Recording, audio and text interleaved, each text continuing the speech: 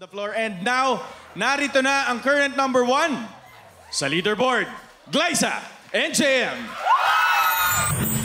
If I would speak to the day 1 JM sa Stars on the Floor, thank you for being consistent and thank you for being competitive all the time. Yung fire ko na yun, at least nakapag-ignite siya ng fire ng ibang tao. Kung may message ako kay Glyza nung day 1, I would say, thank you for not quitting. Feeling ko kasi si Glyza, mahilig siya sa mga komplikadong bagay. Kapag ka pinaghirapan mo yung isang bagay, mas binavalue mo yung pinagdaanan mo, mas nagiging humble ka, nagpapatatag yun sa'yo.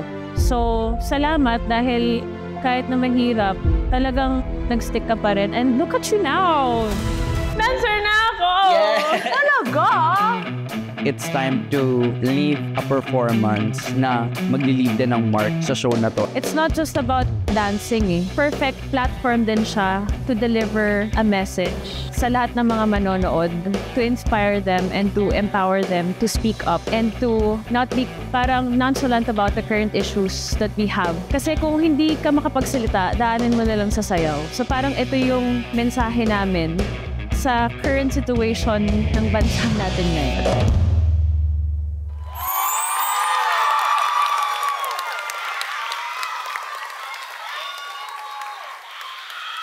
Akala nyo ba?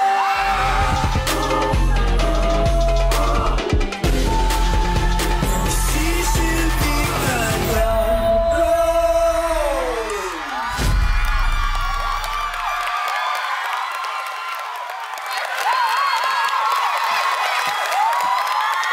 Glyza and JM! Ang daming emosyon with that performance. Ang daming mensahe kaming nakuha. Sige, hinga ka. Inhale. Exhale. Bilang binigyan po kami ng oportunidad para gumawa ng isang piece na sa amin po manggagaling. Gusto namin magbigay ng mensahe. Isa lang po pinaglalaban natin. Na may kapangyarihan tayo. Na may karapatan tayong magsalita. At kung hindi naman natin madaan sa salita, pwede nating idaan sa sayaw. Hindi na lang siya about our strength. Hindi na lang siya about our power as a duo, but also the power to empower a lot of people. Gusto ko lang magpasalamat sa inyo for that performance. I mean, it's very timely, it's very obvious na, I don't know, yung mga tao somewhere, yung mga nakakataas somewhere, patuloy na nagbubulag-bulagan. Sino ba kayo? Yes. Pero i-reserva na lang natin yun sa ibang pagkakataon. Yes. Dance Authority, matanong ko kayo.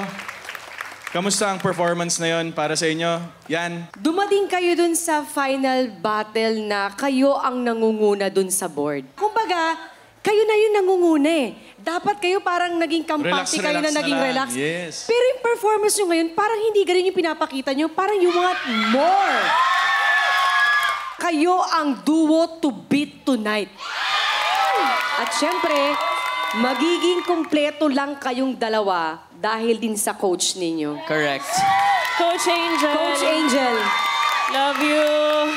Sorry ha, bias ako, not for anything. Hindi naman makaka-apekto sa scores nyo. Pero yung shoutout ko talaga, Coach Angel is my favorite. Na, pula rin ang buhok. Pula rin ang buhok. Super talaga. Coach Angel. Coach J. Yung lakas ng loob nyo. Kumbaga, ibigay sa amin yung mensahe nyo ng buong buo. Sobrang nakaka-proud kayo na Pinoy kayo. Pinoy tayo. Kung merong mensahe ngayon sa isa't isa, ano yung gusto nyong sabihin ngayon as Ako duo? po talagang malaki yung pasasalamat ko kay JM kasi nasabi ko naman na to before na talagang gusto ko na mag-quit. Kasi parang feeling ko hindi ko nakikita yung worth ko dito sa show na to. Uy!